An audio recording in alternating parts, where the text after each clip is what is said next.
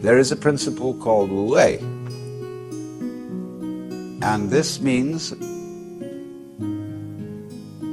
Wu means none or not, no, negation. Wei has a combination of meanings. It can mean action, making, but the best translation I have found for it is forcing. And so Wu Wei is the principle of not forcing in anything that you do. Now we know when we watch any performance of an artist, be it a dancer or an actor or a musician, we know immediately when the performance is forced. And we say it doesn't ring true, it's too artificial, it doesn't seem to be natural. Many people who study the Taoist doctrines think that Wu Wei means do nothing, in the sense of laissez-faire, be lazy, always be passive. It doesn't mean that. There is a time for action. When you study judo, you use muscle only at the right moment. When your opponent is hopelessly overextended and off balance, and you add a little muscle to it and you throw him across the room. But only then. You never use muscle at the wrong moment.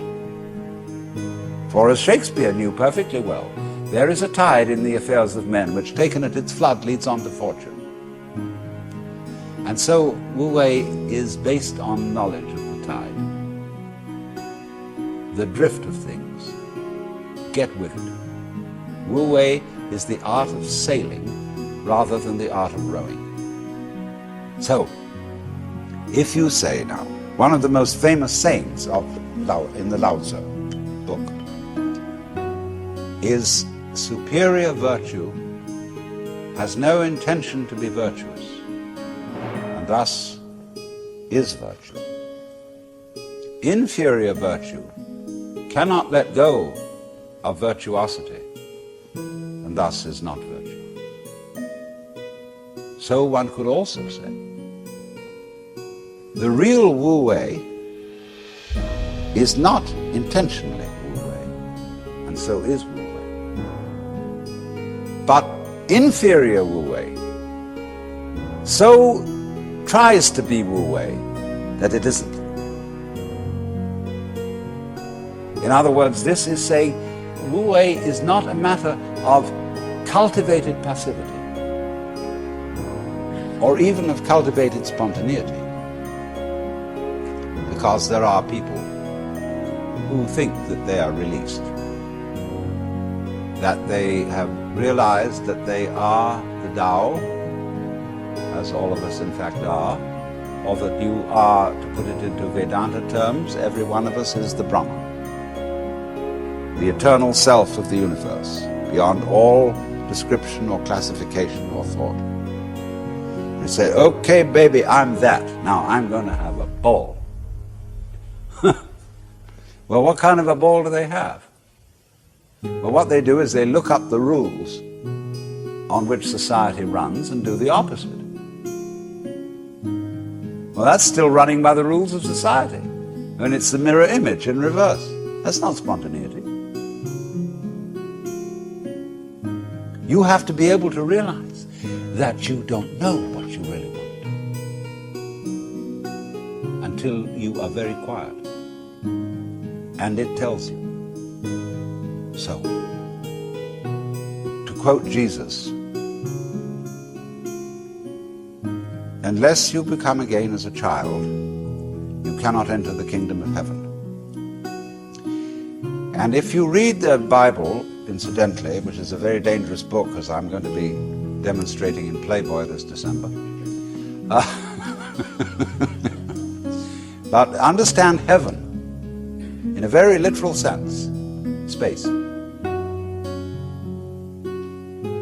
See, we are in heaven now because the earth is a spaceship and heaven is space. What is called in Chinese gung, Japanese gu, the void. That's what is important. that most of us don't know this. Even Shakespeare has one of his characters saying, "Oh, that this all too solid flesh would melt." But do you know you are much more space than you are anything else?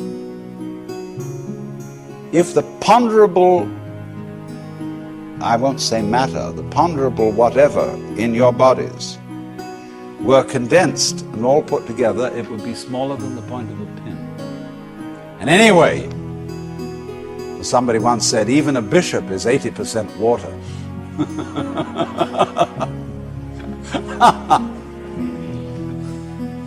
We are airy nothings.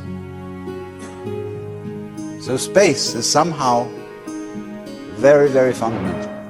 We'll go into this further away. But you understand that heaven is space. And all those references in those nursery rhymes that we learned as children, which were the hymns about heaven. Always we're talking about thrones and crowns and harps and streets of glass, crystals, transparencies, space. It comes down to space always. Space, which nobody can define, nobody can imagine, appears to be nothing, is the foundation of the universe. But you have to become again as a child to see that. Now you go back to your childhood. What were the fascinating things? What's out there? What's beyond the stars? How long does it go on? And Mama said, it goes on always and always and always. The child wonders. It's exciting. That this is something that never ends. Then the child asks about time. How long ago is long ago? Well, the Bible says that in the beginning God created the heaven and the earth. Well, what did God do before he did that? Well, as one person said, he sat up thinking punishments in hell for people who ask silly questions. But still, that's only a joke. And the child thinks of God going back and back and back forever. Never beginning. So in the same way you think about death. Go to sleep and never wake up. Never.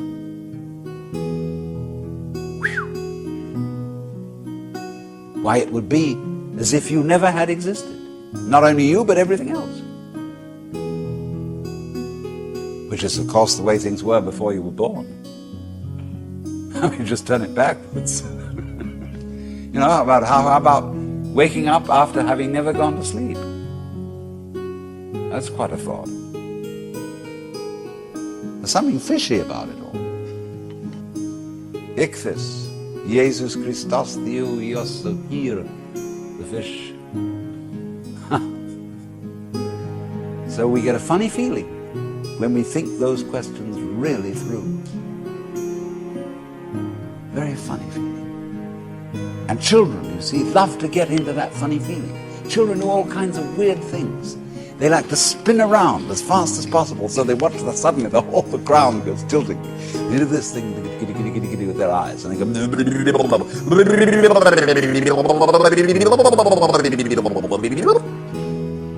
and they make faces and test out their bodies in all sorts of funny ways. Because they know from the beginning that the world is weird. It's a strange thing. Because everybody knows what it's all about, only they won't admit it. Being brought up is being taught not to admit it. But you know very well what's going on. But in order to find out once more as an adult, you have to become again as a child. So what does that involve? It means, ladies and gentlemen, would you please check your ideas and opinions at the door? First of all your philosophical and religious views, all your logic, because I say check it at the door advisedly, because you can pick it up again when you go out if you feel unsafe without it. I'm not trying to argue you out of your opinions and views. I'm merely suggesting that for the sake of an experiment, temporarily suspend them. And view what is as if you didn't even know how to talk. Red is not red, blue is not blue.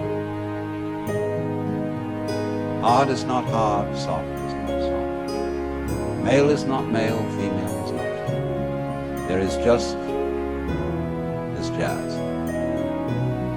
It will not be possible to compel yourselves into this way of looking at things, because what Buddhists call habit energy is going on. And as I talk to you, you will find yourselves thinking in a compulsive and habitual way.